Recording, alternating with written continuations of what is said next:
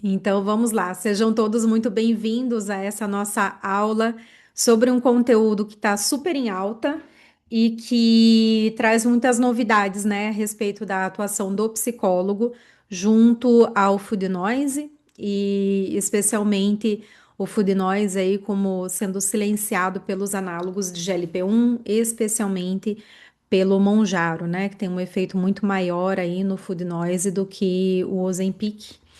Então, hoje eu quis trazer esse tema para vocês, para a gente discutir, debater como que o psicólogo pode tratar o food noise, né? Então, o que que nós podemos fazer para ajudar os nossos pacientes com este problema, com este sintoma? Porque, afinal de contas, os medicamentos, né? O Monjaro, o que que ele vai fazer? Ele vai silenciar o food noise, mas ele vai dar conta de abafar aquele sinal, aquele sintoma. No entanto, ele não vai tratar o que está por baixo, né? Então, é como se fosse um iceberg. Então, o que está lá no topo do iceberg é aquele barulho mental que fica na cabeça da pessoa, perturbando o tempo todo sobre comida, sobre comer, sobre pensar na próxima refeição, planejar, fazer uma busca sobre o que comer em aplicativos de comida, mesmo que não esteja com fome, ficar procurando receita, vendo um monte de canal e perfis de Instagram sobre comida e tudo mais. Então, tudo isso é abafado. Mas e qual que é a função da comida? Da comida não, desculpa. Qual é a função do food noise? Quando que o food noise está mais presente no dia a dia do nosso paciente? Será que existem situações que deflagram esses pensamentos intrusivos? Né? Então a gente precisa parar para pensar sobre tudo isso, ok? E aí, lembrando, né, os meus alunos, alunos da capacitação em psicologia e cirurgia bariátrica, quem participou de imersão das canetas emagrecedoras aqui em maio, né?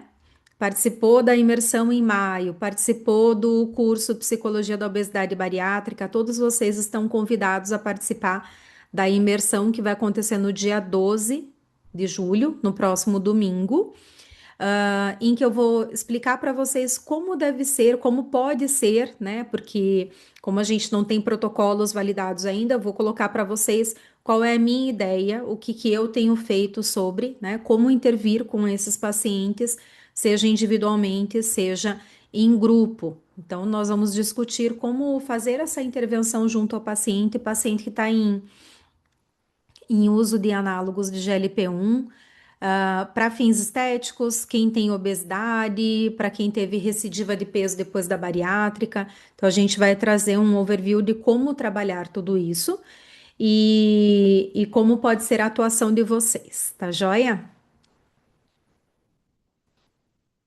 Bom, então vamos lá. A gente sempre precisa lembrar que a nossa atuação enquanto psicólogos de comportamento alimentar, ela nunca acontece isolada. O nosso trabalho ele deve preferencialmente acontecer dentro de uma equipe transdisciplinar com outros profissionais, minimamente com nutricionista e com um endocrinologista.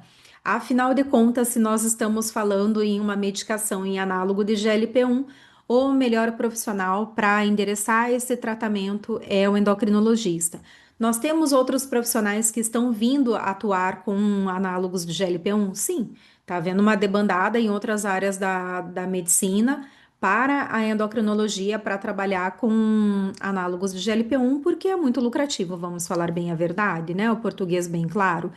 Mas acho que os cirurgiões bariátricos são outros profissionais também que estão extremamente por dentro do que está acontecendo, que estudam e tudo mais, né? Que vão saber como atuar ali com ética e tudo. Assim espero, né? A gente não tem como garantir o trabalho dos outros, né? E uma coisa que a gente tem visto muito, especialmente no último ano, ano e meio, né? A gente já está em metade de 2026, já estamos iniciando o segundo semestre de 2026, então, se o seu consultório ainda está meio dormindo, está na hora de acordar esse consultório. Mas eu acho que já desde 2026, né? Desculpa, 2025, início de 2025, pelo menos. A gente tem visto, não, antes ainda, né, com o Ozempic e tudo. Tá, já há alguns anos, aí uns 2 anos, pelo menos, a gente tem visto o quê? Muitos médicos entendendo que o tratamento ele deve ser transdisciplinar, ele deve ser em equipe, até mesmo porque os artigos eles mostram a redução de peso que essas medicações podem provocar no paciente, só que as intervenções elas são medicamentosa e no estilo de vida. Então, quando existe essa união dessas duas grandes forças, a medicação e mudança de estilo de vida, existe uma compreensão maior de que uma andorinha só não faz verão.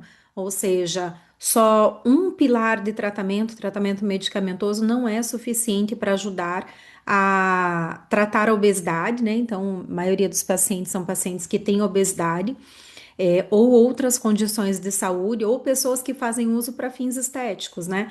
Então, somente esse pilar medicamentoso não é suficiente para gerar mudanças, para gerar tolerância ao mal-estar que a medicação promove, especialmente o Ozempic, e uma manutenção no longo prazo, né? Então é extremamente importante entender qual é o papel de cada profissional nesta equipe, e hoje a gente vai falar bastante a respeito do papel do psicólogo, tá? Então, o food noise, a obesidade não são problemas que são tratados por um único profissional, ninguém vai resolver isso sozinho. O tratamento mais eficaz, ele vai envolver então uma equipe médica, um nutricionista, psicólogo, trabalhando de maneira integrada. Integrado significa discutindo o caso, estabelecendo objetivos em comum, um dando suporte ao trabalho do outro, e nós, psicólogos, somos os profissionais que mais damos suporte ao tratamento dos outros colegas, tá? Então, o nosso trabalho ele é muito importante para o sucesso do trabalho dos colegas. Porque nós somos maravilhosos? Não, não é essa a questão. A questão é que somos nós que vamos operacionalizar, ajudar o paciente a operacionalizar as mudanças no dia a dia. Então, o nutricionista vai passar orientações nutricionais, mas quem vai estar ali com o paciente toda semana para ajudar ele numa modificação de rotina, na experimentação de um novo alimento, uma nova forma de preparo, né? Ou mesmo comer, mesmo que esteja sem fome e tal, somos nós. Então, a gente vai estar ali no campo de batalha, no dia a dia com o nosso paciente, promovendo mudanças de formiguinha, ok? Então, esse trabalho alinhado ele é extremamente importante para que o paciente possa colher os melhores resultados. E por isso que os médicos eles têm buscado tanto montar a sua própria equipe, montar um protocolo próprio, né? Ter ali o psicólogo, o nutricionista como parte da equipe. Só que ainda assim os médicos não entendem qual é o nosso trabalho, até mesmo porque nós estamos descobrindo o nosso trabalho, né, de maneira mais organizada e tal, nesse presente momento, né? Então é tudo muito novo para todo mundo. Quando a gente vai entender melhor um fenômeno, né, que a gente vai falar mais sobre o food noise hoje, mas falando sobre a obesidade, o efeito dos análogos do GLP-1, tudo é muito novo, os resultados das pesquisas são novas, mas muitas coisas que vocês vão ver, que eu vou falar aqui hoje, vocês vão ver que, puxa, eu já faço isso com alguns pacientes, porque são técnicas da TCC, são técnicas do Mindful Eating, do Intuitive Eating, e que só falta organizar as coisas, né? Falta estruturar como atuar, né? E entender de maneira mais profunda o efeito da medicação, tá? Então, a medicação, o que que ela vai fazer? Ela vai reduzir o sinal neurobiológico do food noise, então diminui os pensamentos sobre a comida. Só que o que que a medicação não faz? A medicação não vai mudar padrão de comportamento alimentar. Então, o repertório que o nosso paciente apresenta no seu dia a dia, com certas preferências alimentares, com o modo como ele come, né? Mais rápido, começa por tal alimento, a busca por comida em alguma desregulação emocional, isso pode ser afetado pela medicação, mas não vai modificar o padrão de fato. Então, não vai estar tudo resolvido com a medicação. E isso nos abre uma baita de uma oportunidade de trabalhar de maneira profunda esse padrão de comportamento, esse padrão de pensamento, né? Para que a gente possa trabalhar com o nosso paciente para modificar isso de fato, para dar para o nosso paciente ferramentas de manutenção de novos hábitos, tá? Então entendam como não existe uma competição entre, a medicação é melhor, o tratamento psicológico é melhor. Não, a gente tem que trabalhar de maneira integrada. O nosso paciente precisa de tudo quanto é via de intervenção, de melhora que possa haver, né? Especialmente quando a gente está falando em obesidade, que é uma doença crônica, uma doença complexa, que ela é multifatorial. Então, como que a gente vai querer que uma intervenção seja melhor do que outras, né? Então, tudo tem o seu papel, tudo tem sua relevância e tem que trabalhar de mãos dadas. Então, quando a medicação é suspensa, também a gente tem um grande problema, né? Vai ser o trabalho psicológico que vai ajudar a sustentar tudo aquilo que foi conquistado durante o uso da medicação. E esse é um dos maiores problemas que a gente tem visto acontecer. Então, o paciente faz uso da medicação, reduz bastante food noise, parece que o comportamento alimentar dele está resolvido com a medicação, porque não sente tanta fome, né? Ou quase não sente fome, se sente saciado a maior parte do tempo, a comida deixou de ser um problema, já não tem mais o comer emocional, não tem mais compulsão alimentar. Só que esses efeitos, eles são dose dependentes, eles dependem do paciente fazendo uso da medicação e fazendo uso naquela dosagem. O que eu tenho visto muito, talvez vocês estejam vendo isso também, são pacientes que, mesmo antes de reduzir a dose, antes de iniciar o desmame, estão morrendo de medo de iniciar o desmame, ou então que já estão começando no desmame, mas percebem que o food noise já está voltando, percebem que o comer emocional está voltando, né? Descontar as emoções, a ansiedade, tudo na comida está voltando e ficam desesperados com isso. Quando que a gente vê isso mais acontecer? Quando o paciente não tem um acompanhamento psicológico especializado, ou quando nem tem acompanhamento psicológico, tá? Por quê? Porque a pessoa não tem recursos para lidar com aquilo. Então, se a pessoa não tem recursos para lidar com aquele comer emocional, vai dar medo mesmo, né? Porque a hora que tira a medicação, tudo volta. O peso vai voltar, talvez não volte todo o peso que a pessoa perdeu, mas o food noise volta, o comer emocional volta, os descontroles alimentares voltam. Então, a medicação é uma janela de oportunidade para que o paciente ressignifique a sua relação com a comida e o corpo. E é isso que nós fazemos, né? E um outro ponto extremamente importante é a gente saber explicar isso pro nosso paciente. Então, que o paciente saiba o que que a gente está fazendo, por que que a gente está fazendo aquilo e tudo, e que especialmente, gente, os colegas das outras áreas da saúde entendam o nosso trabalho, entendam por onde nós percorremos, o que que nós vamos fazer e tudo mais, ok? Isso é fundamental. E isso é algo que a maioria dos psicólogos não fazem, explicar para os colegas da área da saúde como funciona o seu trabalho, né? E dar a devida importância ao seu trabalho. Você sempre tem que lembrar o seguinte: ninguém sabe como um psicólogo trabalha. Então, se você quer ter parcerias, se você quer que aquele médico que você viu que, puxa, parece um médico idôneo, está fazendo um excelente trabalho com o seu paciente, quer que ele te encaminhe pacientes, você precisa explicar como funciona o seu trabalho. Por que que o seu trabalho é tão importante para os pacientes dele, ok?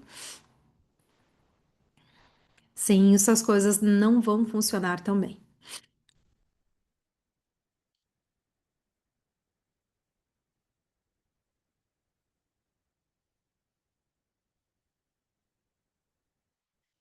E aí, um segundo ponto que faz parte da nossa atuação enquanto psicólogos tratando o food noise é fazer uma avaliação clínica sobre essa responsividade às pistas alimentares, né? Então, na última aula a gente falou bastante a respeito do artigo What is Food Noise. Aqui a gente está trazendo alguns pontos da atuação do psicólogo lá, só que eu resolvi expandir, aprofundar mais, né, a respeito da atuação do psicólogo do que eles trazem lá.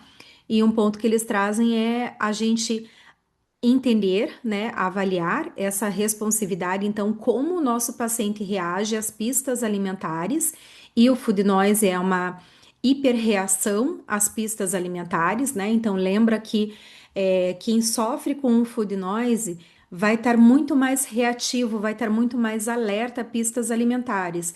Pessoas diferentes reagem de maneira diferente às pistas alimentares. Pessoas que têm obesidade, elas já são naturalmente predispostas a uma maior reatividade às pistas alimentares, porque isso é um dos pontos que sustenta a própria obesidade, né? Então, estar mais reativo, ter mais prazer com os alimentos do que outras pessoas que não têm obesidade, tá?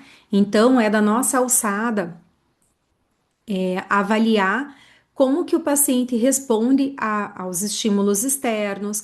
Então, puxa, como que o paciente responde quando ele passa em frente a uma panificadora e sente o cheiro do pãozinho francês saindo do forno, quando ele vê uma propaganda na televisão, quando ele vê no seu feed uma receita uma comida, né? Então, como que ele reage a isso? Será que geralmente para ver o que que é? Será que só de olhar já está salivando, mesmo que tenha acabado de almoçar? Né? Então, o que que acontece com esse nosso paciente? E é por isso que tantas pessoas costumam dizer que são viciadas em comida, né? Que é como se tivesse sempre com o radar ligado, né? Mas não é um vício propriamente dito, tá? E aqui, nos estímulos externos, a gente precisa tomar muito cuidado com algo que é o ambiente. A gente não vai conseguir controlar o ambiente à volta do nosso paciente, mas o ambiente de casa, né, o ambiente familiar, né, isso a gente consegue modificar. E esse é um dos pontos que nós vamos trabalhar, que é com essa modificação do ambiente, que muitas vezes é um ambiente obesogênico, muitas vezes é um ambiente cheio de pistas alimentares, então muitos alimentos ultraprocessados, comida sempre à disposição, né? Então nós vamos trabalhar com isso. E também avaliar os estímulos externos. Então, como são as emoções relacionadas à comida? O que que a pessoa pensa sobre comida?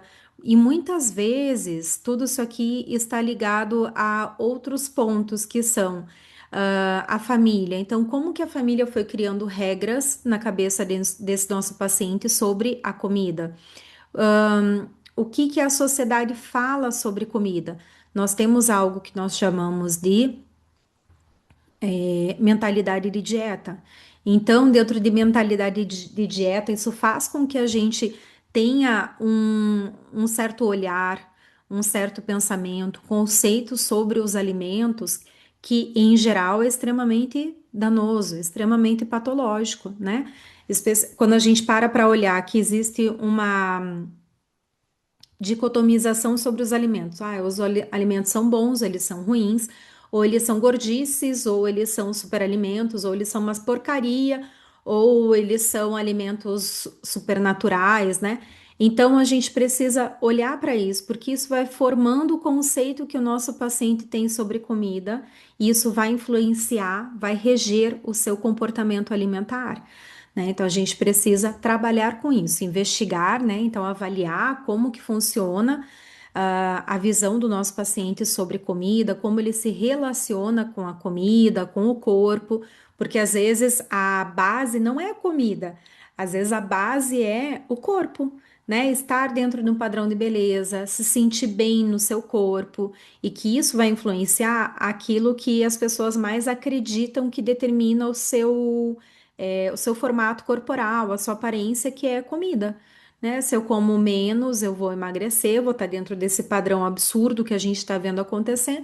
Se eu comer demais, vou ficar gorda e aí vou estar fora do padrão, vou ser feia, ninguém vai gostar de mim, etc. Né? Então, tem essas doideiras acontecendo sempre sobre padrões de beleza, né?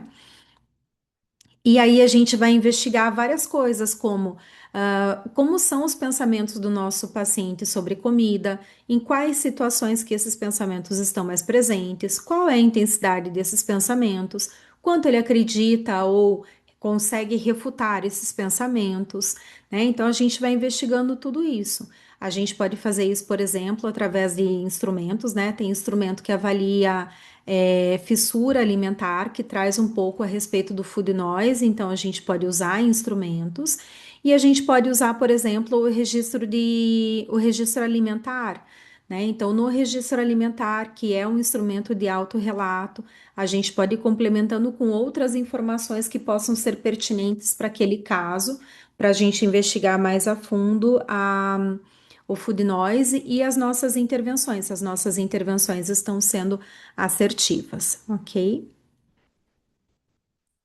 E aí, uma outra coisa que a gente precisa ajudar o nosso paciente a perceber, a avaliar, é quando aquele comportamento alimentar está sendo determinado por uma fome fisiológica, que é natural e tudo, e que não precisa ser combatida, e quando é uma reatividade a uma pista alimentar. Então, a gente ajuda o paciente a ler o contexto, a entender o que está acontecendo, a conectar com o seu próprio corpo para entender se existe ali uma fome fisiológica ou não, né? Então, tudo isso vai contribuindo para que nosso paciente tenha condições de entender o que acontece para poder reagir de maneira assertiva a isso. Nós vamos investigar também a história alimentar do nosso paciente, né? O Food Noise, ele não surge do nada, ele tem raízes. A gente vai investigar histórico de dietas restritivas, a pessoa ter uma relação punitiva com a comida, né? Agora na vida adulta, que muitas vezes isso acontece por conta das dietas restritivas ou mesmo na infância. Então a gente vai investigar tudo isso, todo esse histórico de peso, histórico de relação com a comida. Vamos investigar se houve episódios de vergonha, culpa em relação ao que estava comendo, né? Vamos investigar se existem regras alimentares que vêm lá da infância, que muitas vezes tem, né? Então, tem que limpar o prato para poder comer a sobremesa. Não pode jogar comida fora, que são os mais comuns, né? Então, só coloca no prato aquilo que vai comer.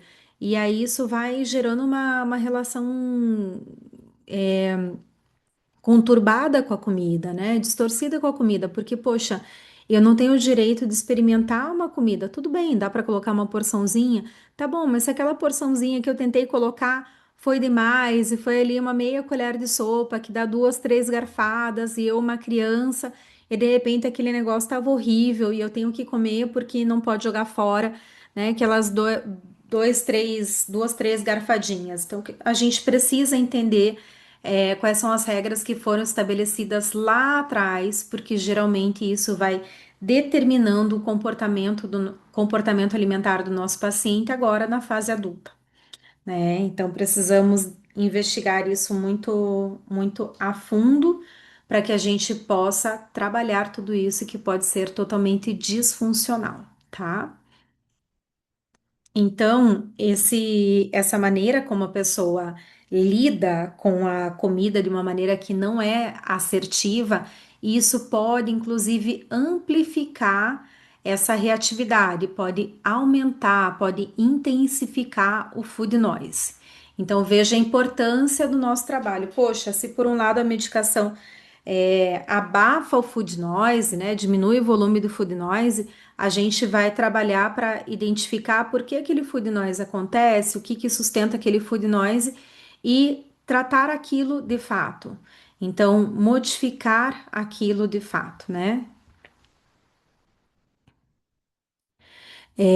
E aí, por exemplo, quando a gente vai investigar dietas restritivas, a gente precisa entender como que a pessoa se sentiu a cada fracasso, porque a gente sabe que as dietas restritivas elas estão fadadas ao fracasso, né? É muito difícil uma pessoa conseguir sustentar uma dieta restritiva no longo prazo, porque a própria dieta ela é construída de uma maneira que ela não se sustenta, né? Seja com alimentos que não fazem parte do dia a dia, seja com restrições que vão gerando uma fome ainda maior, né? Então a gente precisa entender esse histórico e essa crença que vai sendo reforçada na cabeça do nosso paciente que ele faz tudo errado, que mais uma vez ele fracassou, que ele não dá conta, que ele realmente não tem força de vontade, não tem determinação para seguir a dieta, que é um fracassado, né? Então a gente precisa ressignificar tudo isso, tá?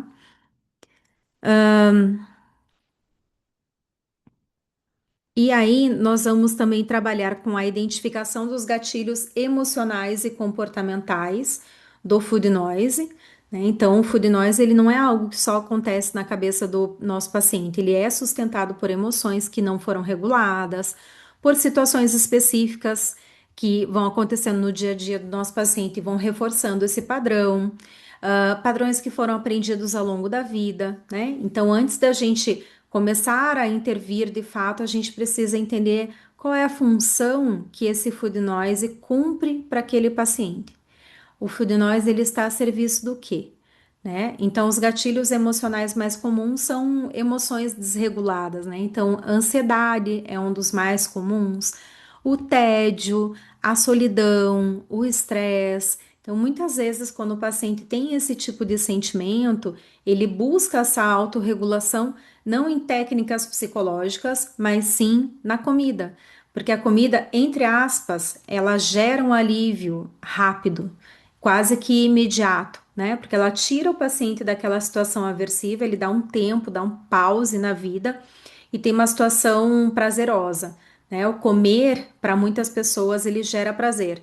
Dependendo do grau de disfuncionalidade da comida na vida no nosso paciente, esse comer emocional, ele pode não ser nem prazeroso mais, só ser um comportamento que foi aprendido, que foi sendo reforçado ao longo da sua vida e que ele só faz aquilo, mas aquilo já perdeu sentido por não gerar o prazer, mas a única forma que a pessoa tem de não é nem mais regular aquela emoção, é de simplesmente dar um tempinho ali numa situação aversiva que a pessoa está vivendo, tá?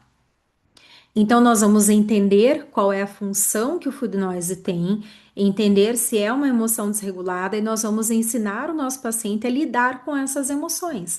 Porque quando o food noise diminui, uma coisa que é muito comum acontecer é diminuir o volume do food noise e ficar um silêncio ensurdecedor, ficar um desconforto gigantesco. Por quê? Porque foi retirado aquele sintoma. E aí tudo que estava por baixo emerge. Então a ansiedade que ela era aplacada, que o Food Noise ajudava ali a, né, a dar uma disfarçada naquela ansiedade, no tédio, né, e com a busca pela comida e tudo, tudo isso vem à tona, né? Tanto que quando a gente vai trabalhar o comportamento alimentar, a gente precisa olhar muito para as emoções, entender como que a pessoa se autorregula, o que que ela faz, o que que é eficaz, o que que não é. E é muito comum que as pessoas busquem a comida que não é uma estratégia nada eficaz, tá? Podem haver gatilhos que são situacionais, que são ali do dia a dia da pessoa. Então, por exemplo, ter ambientes que são ambientes obesogênicos, né? Então, eu tinha colegas, amigos, colegas não, amigos meus de adolescência, que eles faziam estágio na Kraft que produz os chocolates da Lacta e tal, né? E aí eles trabalhavam, faziam estágio de administração. E eles trabalhavam com um bomboniere, com cestas de chocolate do lado deles, né? Então tinha ali em cada grupinho de trabalho, a empresa deixava ali à disposição todos os produtos da marca e tudo. Ah, e para uma pessoa que não sofre com food noise, beleza, a pessoa nem lembra que aqueles doces estão ali. Para a pessoa que sofre com food noise, é uma tortura. A pessoa fica, meu Deus do céu. O chocolate tá ali, meu Deus, mas eu amo aquele chocolate. Nossa, veio aquela novidade, ai, eu preciso comer, não sei o quê. Não consegue nem se concentrar no trabalho, gente. Entende? Então, isso é a gente entender como o ambiente pode piorar, né, ou favorecer, facilitar o enfrentamento do food noise, tá? Um gatilho ambiental muito comum para a gente. A gente vai para eventos e aí sempre tem o coffee break. Tem pessoas que sofrem com food noise que elas vão para o evento não pensando em tudo que elas vão aprender. Elas vão para o evento pensando, nossa, o que será que vai ter no coffee? Ai, porque no passado eu fui, tinha isso aqui que era bom, tinha não sei o que, tananã, e fica em volta daquilo o dia inteiro, tá? Um outro gatilho pode ser os horários. De repente tá com fome, não pode comer ainda porque não deu o horário, porque ainda tá numa reunião, tá numa aula e tal. Então isso pode acontecer. Às vezes, final do dia, né? O food noise também parece ter aí uma questão com horários do dia e aparecer mais aí no final do dia, ser mais difícil de lidar no final do dia. Pessoas que sempre convidam para comer, você vai encontrar aquelas pessoas, né? Conflitos, então estar em situações aversivas, que aqui daí tem a ver também com esse gatilho emocional do não saber lidar com o conflito. Pode haver também gatilhos cognitivos, então, os pensamentos automáticos que o nosso paciente tem, que precedem um certo comportamento. Então, pensamentos que acabam desencadeando aquele comer, ou então o pensar demais sobre comida, buscar algo sobre comida, tá? Então, a gente precisa parar para ajudar o nosso paciente a se questionar o que o Food Noise resolve, entre aspas, emocionalmente. Então, ele está ali a serviço de quais emoções? O que é que ele faz na sua vida? Ele, literalmente, qual é a função do Food Noise naquele momento de vida do nosso paciente, ok? Uma outra intervenção que nós vamos fazer é a reestruturação cognitiva. Então, isso aqui é a base do nosso trabalho na terapia cognitivo-comportamental e, obviamente, com pensamentos intrusivos, como é o Food Noise, a gente vai trabalhar com a reestruturação cognitiva também. Então, a gente vai ajudar o nosso paciente a identificar quais são esses pensamentos intrusivos sobre a comida, que frequentemente vão trazer, né, uma crença disfuncional sobre controle, sobre merecimento, sobre fraqueza, porque isso tem muito a ver com o padrão de funcionamento do nosso paciente. Ah, eu preciso comer menos, eu tenho que seguir a dieta à risca. E essa tentativa de controle, geralmente a pessoa pensa que quando ela tem uma dieta mais restritiva, em que está ali no cardápio exatamente o que ela deve comer, existe uma falsa sensação de controle. Ah, se eu tenho a dieta, eu vou seguir só o que tá na dieta, eu só vou comer o que tá lá, tá dizendo lá, eu vou e como e pronto, acabou. E não é assim que acontece, né? Então, quanto mais a pessoa tenta controlar a sua alimentação, o que acontece na maioria dos casos é que a pessoa mais ela se descontrola em relação à alimentação. Então, maior tentativa de controle, maior descontrole sobre a comida, tá? E aí, isso geralmente faz com que a pessoa se sinta fraca, sinta que ela não tem força de vontade suficiente para seguir a dieta. Então, surgem diversos pensamentos automáticos de que a pessoa não tem disciplina o suficiente, de que ela não tem força de vontade suficiente. Isso vai sendo reforçado também pela mentalidade de dieta. Porque afinal de contas, se você quer emagrecer, é só fechar a boca, né? Grandes autores dizem isso mesmo, né? Então, você quer emagrecer, você tem que fechar a boca, você tem que renunciar um bolo de aniversário do seu filho, né? Porque você tem que ter força de vontade e colocar aquele objetivo de ser magra acima de tudo e qualquer coisa. Então, isso é muito danoso, né? Porque isso só vai alimentando um sistema de crenças que coloca a pessoa cada vez mais para baixo, tá? Então, nós vamos ter na TCC ferramentas para identificar e modificar esses padrões de pensamento, essas crenças, né? E com isso, a gente vai ajudar o nosso paciente a entender que um pensamento é apenas um pensamento. Ele não é uma verdade absoluta e ele também não é uma ordem, ele não é uma regra, ele não precisa ser realizado, tá? Então, as crenças mais comuns que a gente vê nos nossos pacientes que sofrem com food noise são a força de vontade, e isso tem muito a ver com toda uma construção, né, biomédica da sociedade, tudo em relação à obesidade, de que isso é gordo quem quer. Se você é gordo, é resultado de estar comendo demais. Logicamente, se você fechar a boca, você vai emagrecer.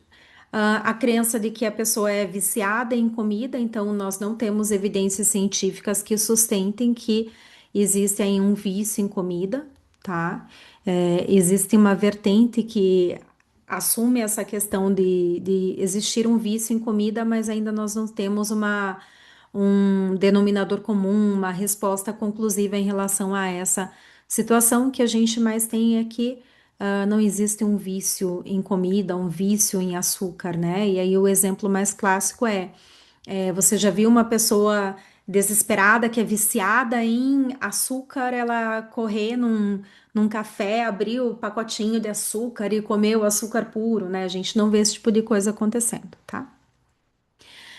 A pessoa sentir, né, pensar que ela não é uma pessoa confiável. Puxa, eu não posso confiar em mim mesma porque eu não consigo me controlar mediante pão de queijo quentinho saindo do forno.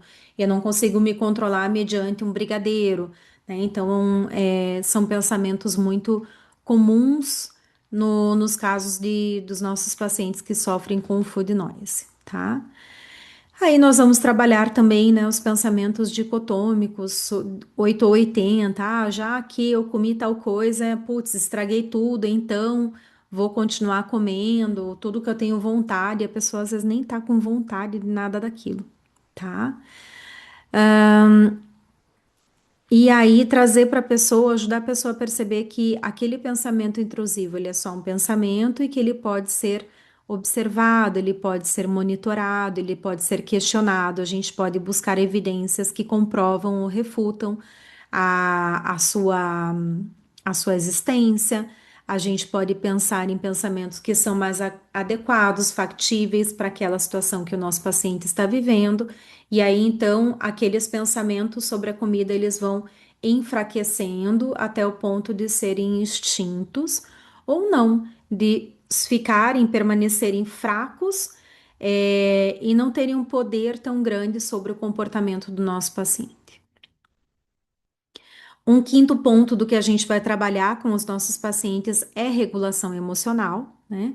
Então, grande parte do food noise é uma resposta a estados emocionais que o paciente ainda não sabe manejar de outra maneira sem ser através da comida.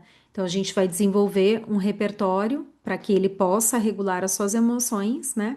Sem que ele use a comida, e esse é um dos trabalhos centrais do nosso trabalho, que é instrumentalizar o nosso paciente a lidar com as suas emoções, desenvolver atividades recorrentes, em primeiro lugar, identificar o que que a pessoa está sentindo, porque muitas vezes a gente vai ajudar o paciente a entender as suas emoções através do comer.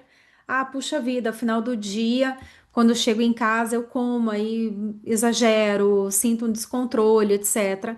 E às vezes, quando você vai entendendo como é o dia a dia daquela pessoa, às vezes chega em casa 9 horas da noite e acha que chegou em casa, precisa curtir ainda à noite, assistir umas séries, fazer um monte de coisa e tal, quando na verdade a pessoa só está cansada, extremamente cansada, exausta e precisa do quê?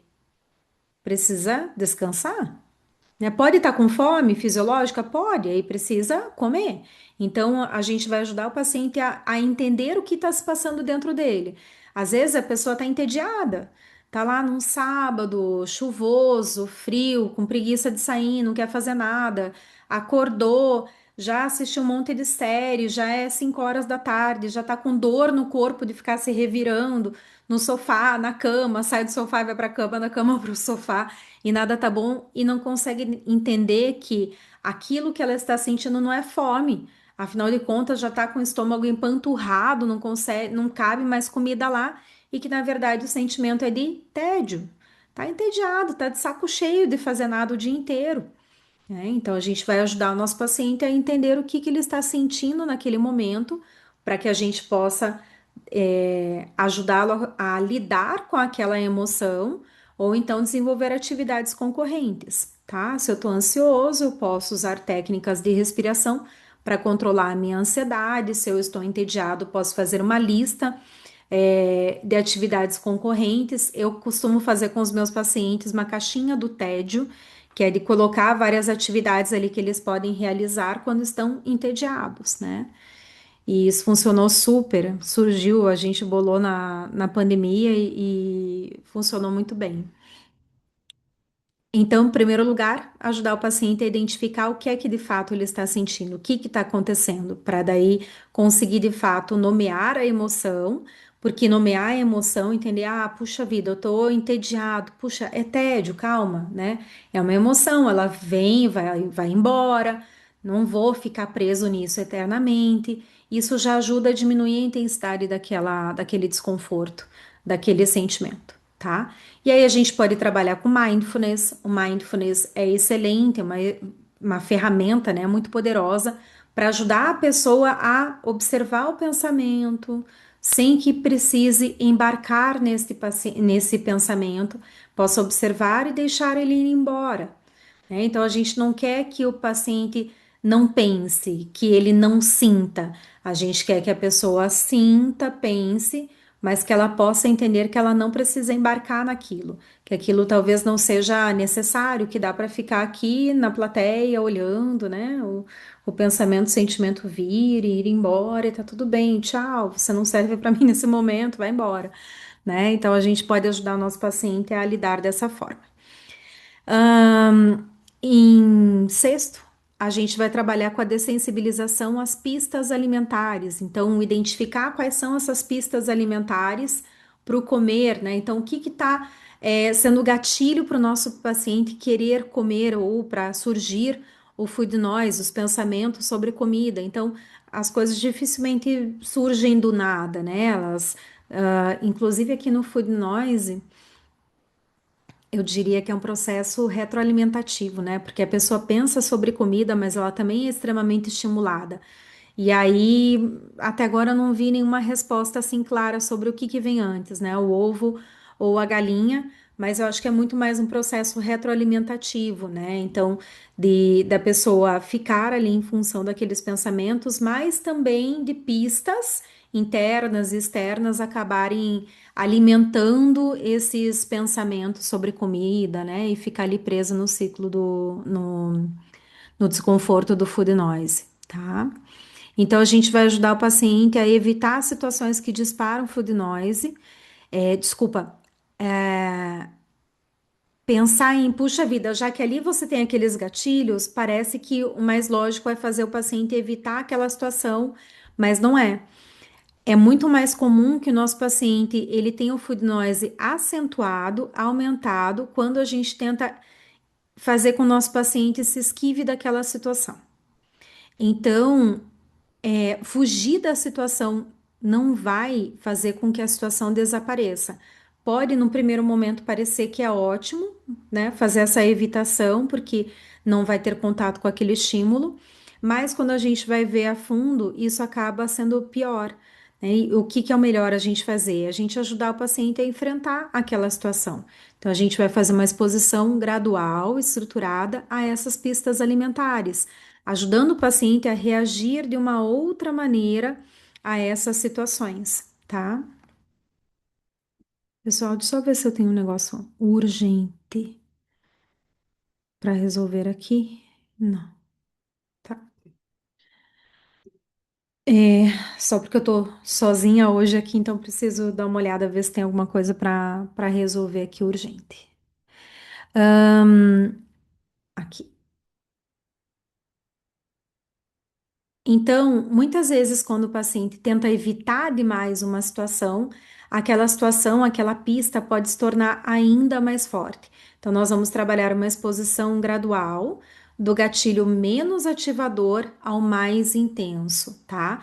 Então, a gente vai ajudar o paciente a se expor àquele gatilho interno ou externo, do que é o mais fácil de lidar para aquele que é o mais difícil de lidar. Então, por exemplo, um coffee break de um curso. Talvez esse seja um gatilho mais fácil de lidar. Porque o coffee break ele vai ser colocado em um momento específico, ele vai ser retirado quando as pessoas terminarem de comer, a hora que terminar aquele intervalo vai ser retirado, né?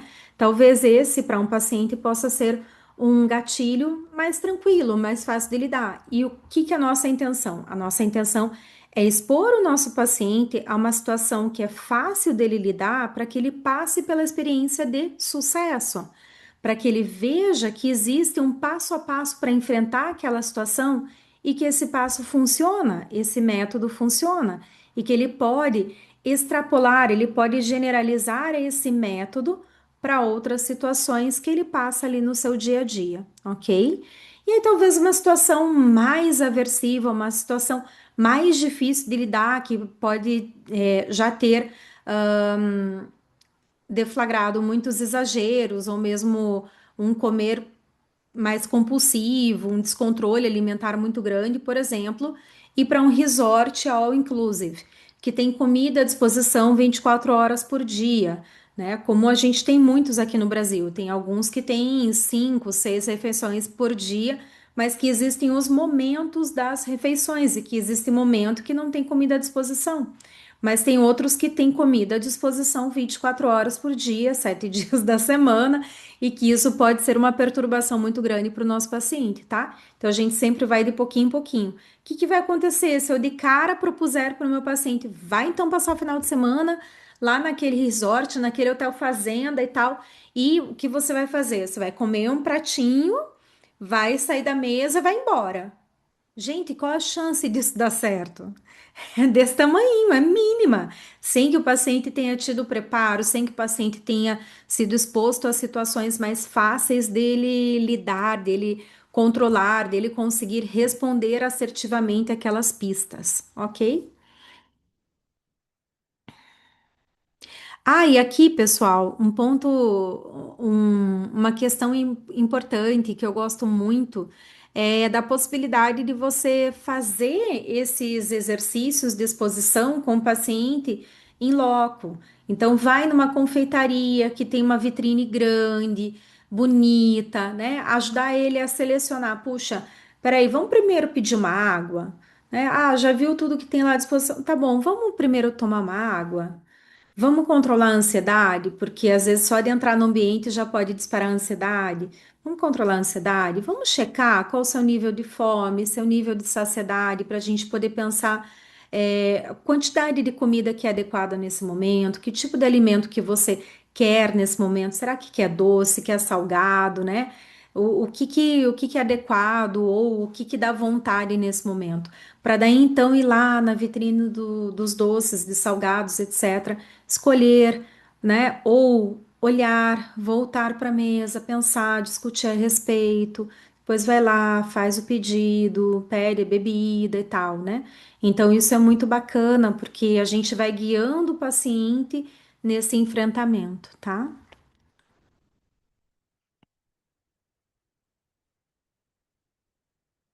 E aí, gente, a gente precisa deixar claro para o nosso paciente também que nós vamos ajudá-lo a se expor, a estar em contato com comida, mas que o fato de estar em contato com comida e de repente comer alimentos que a pessoa não estava acostumada a comer, especialmente quando a gente tem alguém que está ali muito controlado por mentalidade de dieta, né, e que já fez muitas dietas restritivas, não é o tudo ou nada, né? Nós estamos justamente tentando combater o tudo ou nada. Então não é o tudo ou nada, pega e vai comer tudo que vê pela frente. Não, tá? Então a gente precisa tomar muito cuidado com isso, e isso depende muito de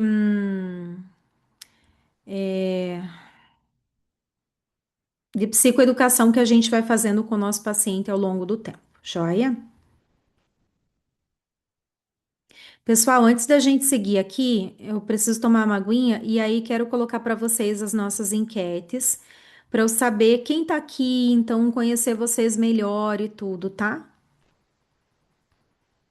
Então quero saber quem tá aqui. Quem aqui já é psicólogo formado? Quem é estudante de psicologia, quem é profissional ou estudante da área da saúde, só para eu saber que tem, né, profissionais, estudantes que não são da psicologia, nutricionista, geralmente, ou se você é uma pessoa que tem obesidade, interessada no assunto e tal, ok?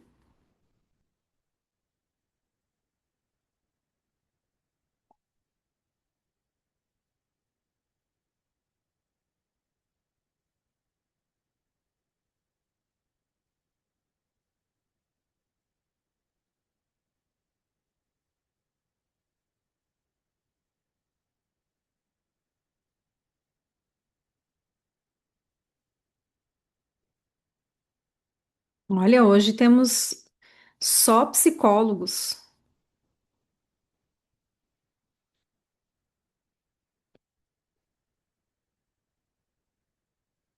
Geralmente tem algumas nutris também, hoje não. Joia. E aí, de quem tá aqui, quero saber quem aqui já é meu aluno, tá? É meu mentorado, ou faz parte da capacitação em psicologia e cirurgia bariátrica, ou então, se você é meu aluno, já participou de outros eventos, cursos de final de semana, imersões, ou se você só está no grupo das aulas, ainda não participou de nenhum curso, nenhuma imersão, joia? É só para a gente ter uma noção aqui geral, tá?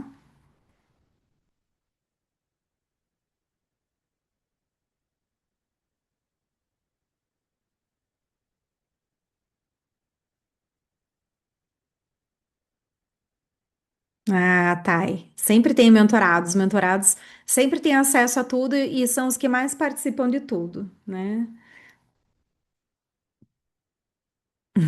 Pri também, né? Tá em tudo. Isso aí. Tá, acho que agora deu. Alunos 48.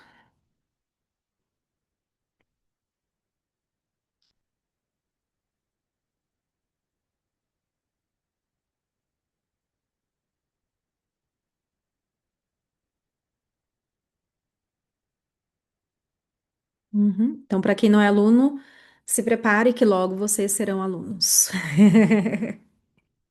Essa é a ordem natural das coisas, tá? E alguma coisa já evolui para participar de algum outro evento, alguma outra coisa. Então, vamos lá.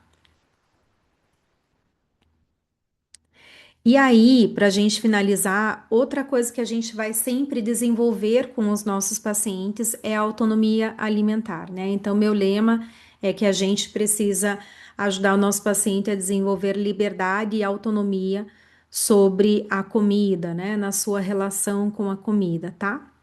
Então é isto que a gente vai fazer. Como é que a gente faz isso? Nosso objetivo não é que o paciente coma menos, né? A gente nunca coloca isso como objetivo. Ah, o paciente tem que comer menos. Temos como objetivo ali primário fazer com que ele pense menos sobre comida, emagreça, né? Então as coisas acontecem de maneira como uma consequência. A gente vai ajudar o paciente a pensar menos em comida, pensar de uma maneira proporcional, de uma maneira que seja adequada para aquele momento que ele está vivendo, que seja adequada para aquilo que o seu organismo, para aquilo que o seu corpo está passando naquele momento, sem urgência, sem desespero, sem que a decisão alimentar seja carregada de ansiedade, que seja carregada de culpa, de mentalidade de dieta, né? Então, é realmente diminuir o food noise para que as competências alimentares do paciente possam estar afloradas, né? Para que ele possa de fato desenvolver essa competência, essa autonomia sobre a relação com a comida, tá?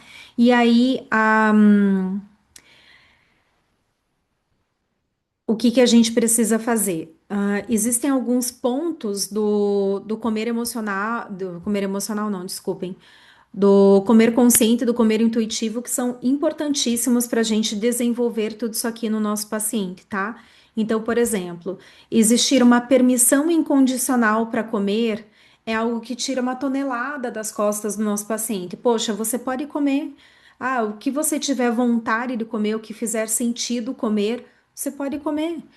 Obviamente, né, gente? Se a pessoa não tem nenhum tipo de restrição, não tem nenhum tipo de alergia, etc., né? Você não vai falar para alguém que tem alergia a crustáceos que não. Você, se você tem vontade de comer crustáceos, simplesmente coma e morra, né, com edema de glote.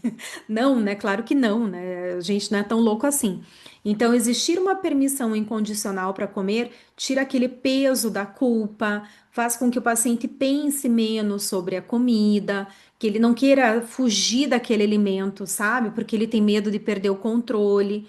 Então, isso gera uma tranquilidade mental muito maior, né? Muitos pacientes, quando eles não têm essa permissão incondicional para comer, eles têm medo da comida. Então, poxa, como que o paciente vai se expor a um certo alimento tendo medo da comida? Então, por isso que a gente precisa ressignificar o que a pessoa pensa sobre comida. Outro medo que a gente precisa trabalhar é o medo de perder o controle se parar de restringir. E tem muita gente que fala assim pra gente, né? Thalita, nem venha me falar esse troço aí de permissão incondicional que eu posso comer de tudo porque você não me conhece. Se você disser eu posso comer de tudo, eu vou destruir de tanto comer, né? Então, o que que a gente vai fazer? A gente vai inserir essas novas regras muito mais adequadas em momentos específicos em que a gente pode trabalhar aquilo com o nosso paciente, tá? E mostrar para o paciente que à medida em que ele vai desenvolvendo conexão, sintonia com o seu próprio corpo, entendendo o que que é fome fisiológica, entendendo as graduações da fome fisiológica, os momentos adequados para comer, o paciente mesmo ele vai percebendo que, opa, peraí, mas então eu não preciso comer tal coisa agora porque nem tô afim de comer, né? Que vai entendendo que quando tem uma fome específica, essa fome específica não adianta ficar tentando fugir dessa fome específica, que é a maior besteira que a maioria faz, né? Ah, tá com uma fome específica e tenta não comer.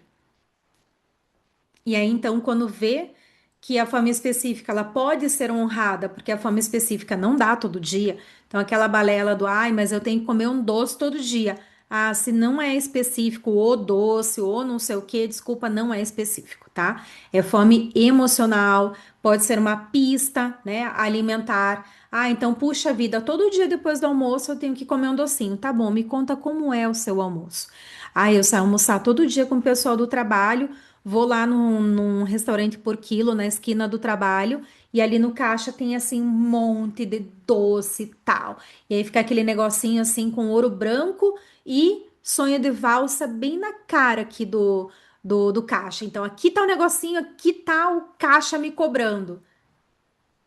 Olha o tamanho da pista alimentar. E nossa, sonho de valsa é meu bombom preferido da vida, porque quando eu era criança, meu avô trazia, me dava escondido da minha mãe, dizia para eu ir no banheiro, comer escondido antes da janta, não sei o quê. Então, gente, olha o tamanho do peso emocional. E aí dá para dizer para essa criatura: ah, pois é, realmente, você tem que parar de comer e tal. Não, a gente precisa ressignificar tudo isso que vem à tona toda vez que tem que pagar o almoço. Entendeu? Agora, não é uma fome específica, é algo que está ali no ambiente, é uma pista alimentar ambiental, né? E a gente precisa ajudar o nosso paciente a lidar com isso, ok? Então, a gente vai trabalhar essa sintonia com o corpo, entender o que que é fome fisiológica, fome emocional, fome específica, graduação, né, da fome da fome fisiológica. Poxa, entender quais são os pontos adequados de comer, qual é o momento em que eu ainda tenho controle, quando eu perco o controle sobre a minha alimentação, quais são os sinais de saciedade que meu corpo dá. Porque existem vários sinais de saciedade que a gente, na correria do dia a dia ou nas regras que foram construídas lá atrás, faz com que a gente simplesmente perca a noção das coisas, né? E tudo bem, a gente precisa reassumir o controle da situação. E com os exercícios, com as meditações de mindful eating específicas para a saciedade, para a saturação do paladar, né? Para quando o paciente fala assim: ah, meu Deus, eu não posso ter uma barra de chocolate na minha frente porque eu detono, eu como tudo. Aí você olha assim: ah, é, vou te mostrar como você não detona, não come tudo, não, né? Quando você vai dando essas ferramentas para o paciente desenvolver uma conexão com o próprio corpo e que essa conexão com o próprio corpo não precisa gerar controle, porque ela vai mostrar limites, limites claros que podem ser totalmente respeitados. Por quê? Porque se eu tô com vontade de comer chocolate hoje, eu não preciso me acabar de comer chocolate, porque o chocolate vai continuar existindo. Se na semana que vem eu tiver vontade de comer Toblerone de novo, não preciso comprar o Toblerone de 1 quilo e comer o Toblerone de 1 quilo. Até porque o meu corpo vai sinalizar que eu não quero. Chega um ponto que você não quer mais comer aquilo e tá tudo bem, tá? Então, com o Mindful Eating a gente ajuda tudo isso. Com o Intuitive Eating a gente vai ajudar, né, com outras estratégias. Então, entender quais são os policiais alimentares, como a gente pode combater, a questão de todos os alimentos são permitidos, tá?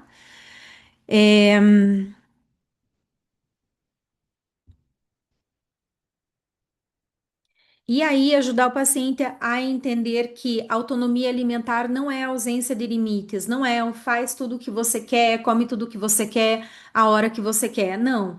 é entender justamente o que o Mindful Eating traz sobre sabedoria interna, sabedoria externa. Então, o que que teu corpo te ensina sobre a sua alimentação, sobre o que é bom para você e o que te faz mal, e também trazer conhecimento externo.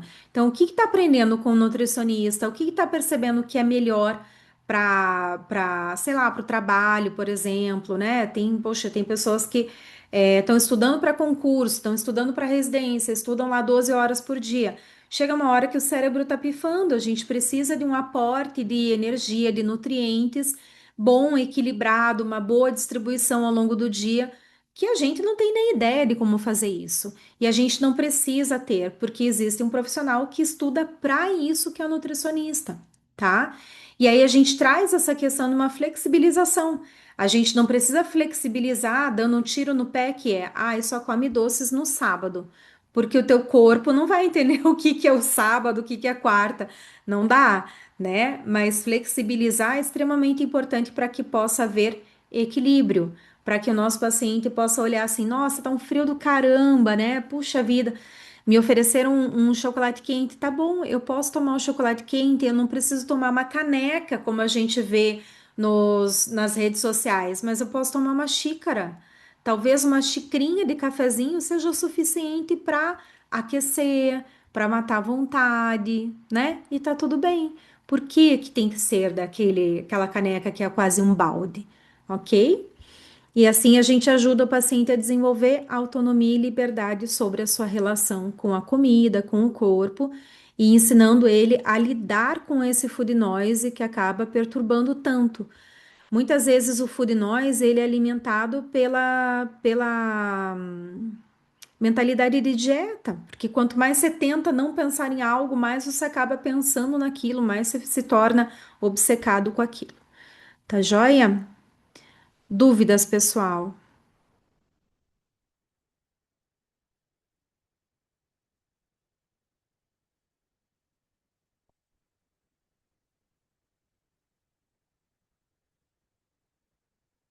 Ah, Camila, obrigada. Ó, ela dizendo para quem não é aluno, super recomendo. Os cursos da Thalita são excelentes. Camila, pelo teu sobrenome, só me relembre, você é a Camila que é daqui de Curitiba mesmo, né? Que você fez a capacitação, nossa, muitos anos atrás, acho que 2020, 2021 no máximo. É essa, Camila? Você é de São Paulo? Nossa, tem uma Camila com sobrenome que começa com T também. E que é um sobrenome diferentão, assim. Eu achei que fosse daqui. Mas, ó, 2023 faz tempo, né? Mas eu não lembro o sobrenome. Eu lembro que era um sobrenome, assim, diferente, tipo o teu. Mas, que bom. Isso, muito bom saber que você foi aluna há tantos anos e tudo. Fico muito feliz, ainda mais São Paulo, né? Onde temos tantas referências aí em comportamento alimentar, né? Obrigada, viu? Então, vamos às dúvidas.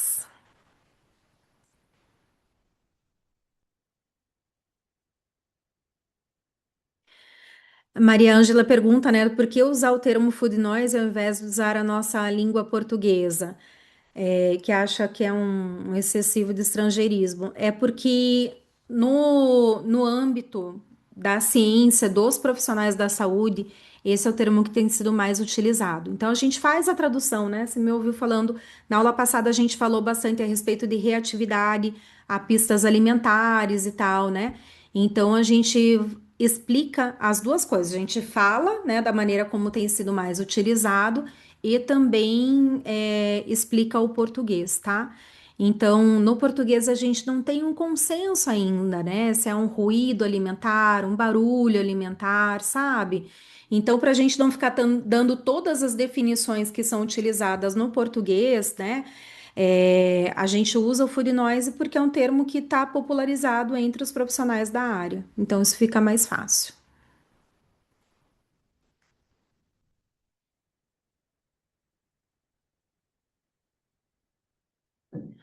Ah, Camila, mas algumas opções de nutricionistas não funcionam mais como se está com fome à tarde, come uma castanha. Então, talvez a Psi e Nutri precisariam alinhar melhor até as opções desse planejamento, certo? Certo. E o nutricionista que vai andar melhor de maneira alinhada ao nosso trabalho, a maneira como a gente trabalha com Mindful Eating, com Intuitive Eating, com essa permissão incondicional de comer e tal, né? E que tem demonstrado que são excelentes estratégias para lidar com comer emocional, comer compulsivo, etc., é o pessoal da nutrição comportamental, tá? Pessoal que segue a nutrição comportamental, a base da nutrição comportamental é Mindful Eating, é Intuitive Eating, é a própria TCC, a entrevista motivacional, né? Então, isso faz diferença total, né? Então, a gente está ali com o nutricionista em que a gente está trabalhando Mindful Eating e comer quando sente fome fisiológica e o nutricionista trabalha com uma dieta mega restritiva, com os horários, etc., acaba não funcionando, não dá certo. O paciente vai sair de um ou de outro. E aí, quando a gente tá com o paciente, que o paciente tá antes com a gente do que com o nutricionista, é importante que a gente sugira profissionais que já trabalham alinhados com a nossa maneira, tá? Então, isso é bem legal, bem importante de fazer. Adriana, então o food noise é um barulho, é um ruído, são pensamentos intrusivos que o paciente tem sobre comida. E isso é algo constante. Então a pessoa está ali constantemente pensando sobre comida. É como se houvesse um pano de fundo, sabe? Um rádio ligado o tempo todo, ali meio fora de sintonia, ou então num volume baixinho, mas que é algo constante, que fica aquele ruído ali perturbando o nosso paciente. Então, tudo isso que eu expliquei agora é food noise. Então, eu entendo por que é tão complexo a gente pegar e usar somente uma tradução simples para o português, né? Então, a tradução literal seria barulho alimentar, né? Mas não é assim, a gente precisa ainda que seja um construto bem definido, né? Então, isso é necessário, tá?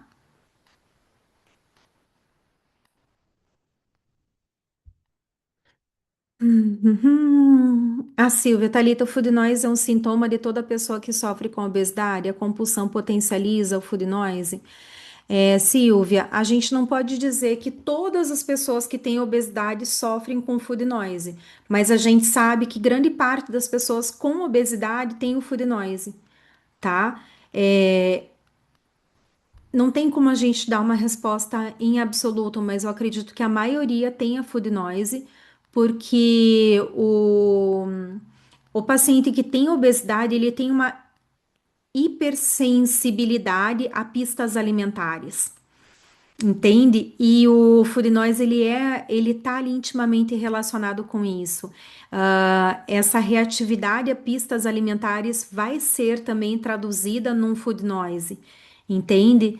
Então, é algo que está muito presente. E tem uma coisa também que é muito importante. Nem sempre o nosso paciente, ele está consciente de que ele tem o food noise. Muitas vezes vai ser no uso da medicação, no uso do Monjaro, que o food noise vai dar uma silenciada, que o paciente vai perceber, nossa, eu ficava pensando em comida o dia inteiro, nem me dava conta. Mesmo que você possa ter investigado isso, tenha perguntado, tenha aplicado instrumentos, etc., a pessoa às vezes simplesmente está tão habituada com aquilo, é tão normal, é tão parte do seu dia a dia quanto respirar, que a pessoa não percebe, tá? Eu já tive paciente assim, tipo, depois que começou com a medicação, nossa senhora, meu Deus, que paz na minha cabeça. E aí, pacientes já terapeutizados, né, que já sabiam lidar com as emoções e que mesmo assim, depois perceberam assim: meu Deus, que paz na minha cabeça agora. Tipo, para quem tem TDAH e começa a fazer uso da medicação, meu, que maravilha que é você não ter milhões de pensamentos passando na tua cabeça ao mesmo tempo, disputando a tua atenção, é uma paz, tá?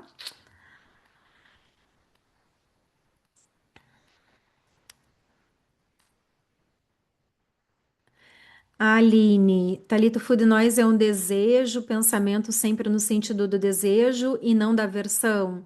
Ou nos casos de outros transtornos alimentares, pensar sobre comida e isso ser aversivo também é food noise. Nesse caso que a gente está trabalhando aqui, o food noise, ele é um pensamento recorrente sobre a comida. Não necessariamente que a pessoa esteja com vontade de comer aquilo, tá? Às vezes a pessoa nem tá com vontade de comer aquilo, às vezes nem pensou naquilo, mas aqueles pensamentos, a comida simplesmente não sai da sua cabeça. Assim como é comum o comportamento da pessoa ficar vendo o iFood, por exemplo.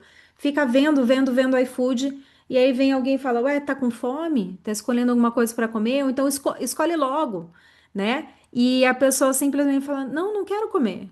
Não, não tô com vontade, entende? Então, às vezes, nem tem um componente ali de de um sentimento, né? De um caráter, uma qualidade, assim, do, ai, tô com desejo, é uma fissura, é aversivo, não, tá?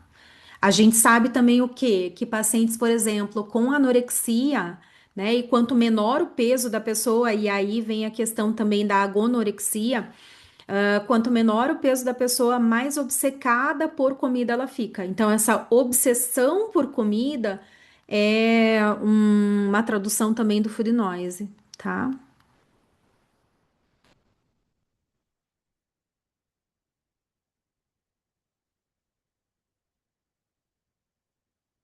Gente, se faltou alguma pergunta, me falem, tá bom?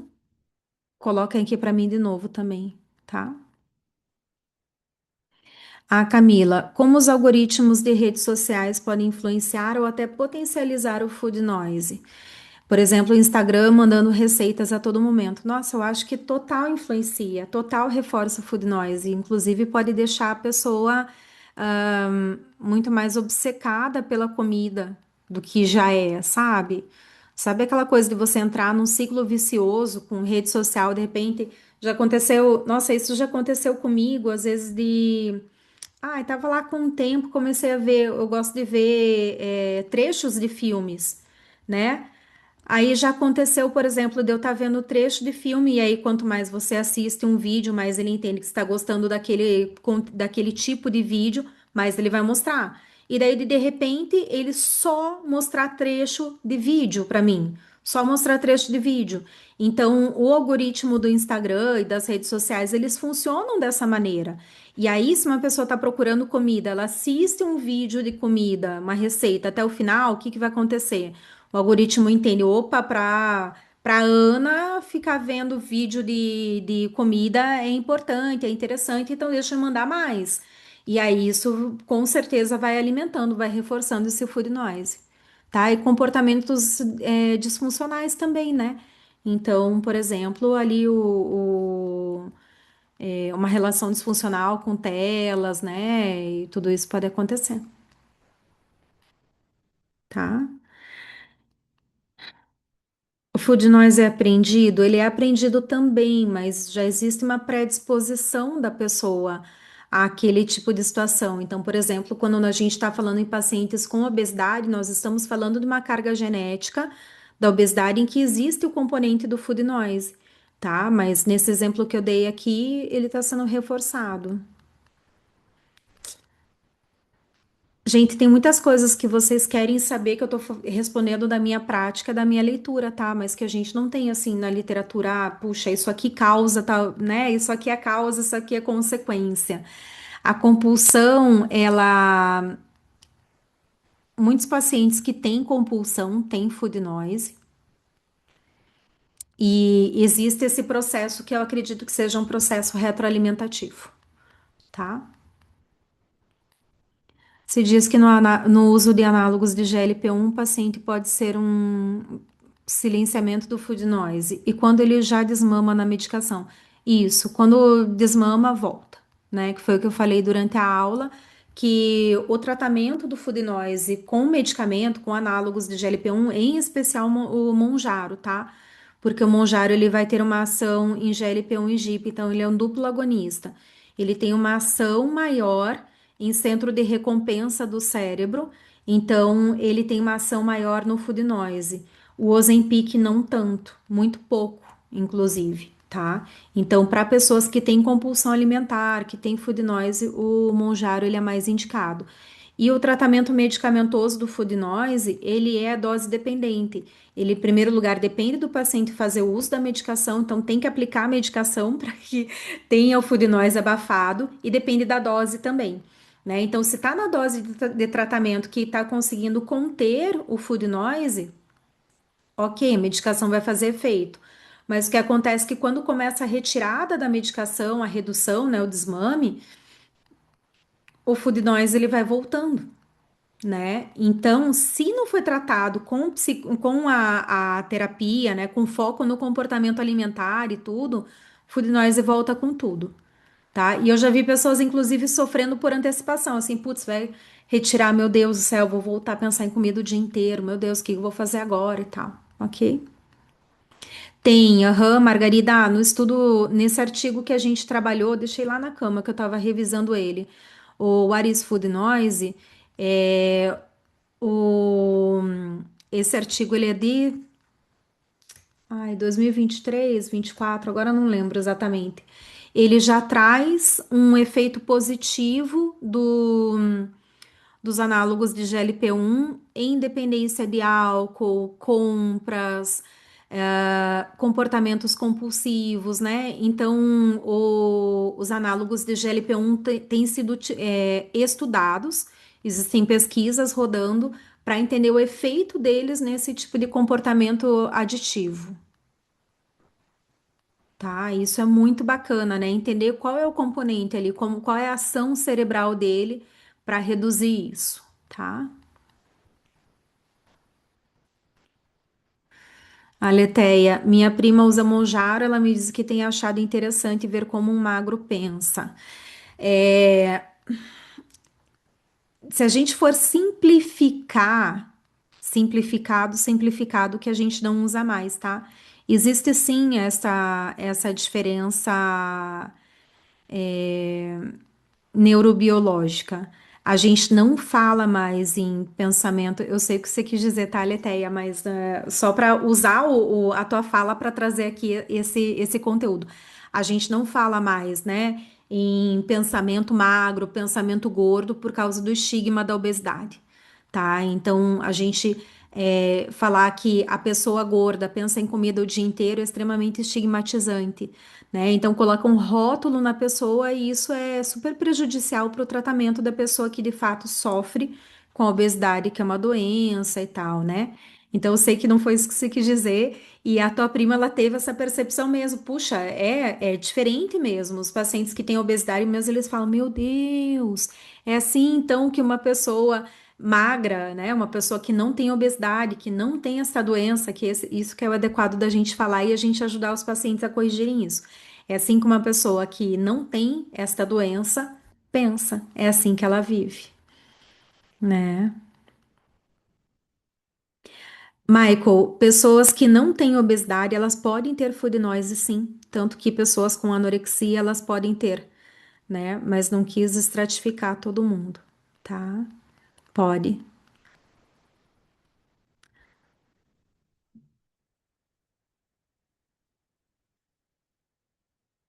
A tirzepatida, Clélia, é a que tem maior efeito sobre o food noise. O Ozempic, que é a semaglutida, é o menor efeito, tá?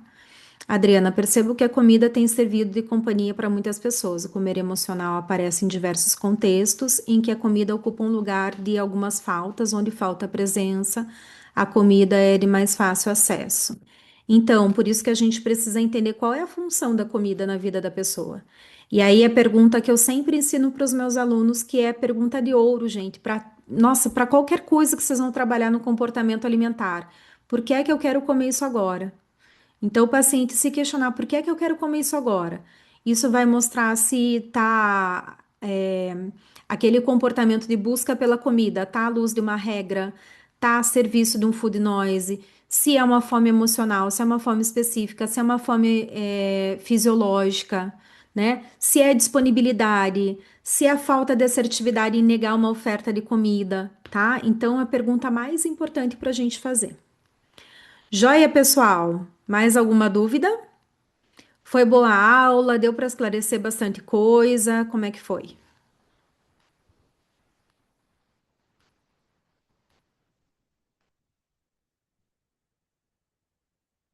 Joia, pelos coraçõezinhos, ótimo. Tá. Uhum. Obrigada, gente. Então, maravilha, tá? Semana que vem nos. Ah, pessoal, então relembrando, né, o convite. Para quem é aluno da capacitação, mesmo para quem está com plano expirado, tá? Então, recebeu o nosso convite. Camila, eu não sei se, eu acho que você não tem mais o plano ativo à capacitação. Se você não tem, já expirou teu acesso à capacitação, você recebeu o nosso convite, recebeu e-mail e tudo, tá? Mensagem no WhatsApp, eu acho que foi também. Mas você pode participar da imersão no domingo, tá?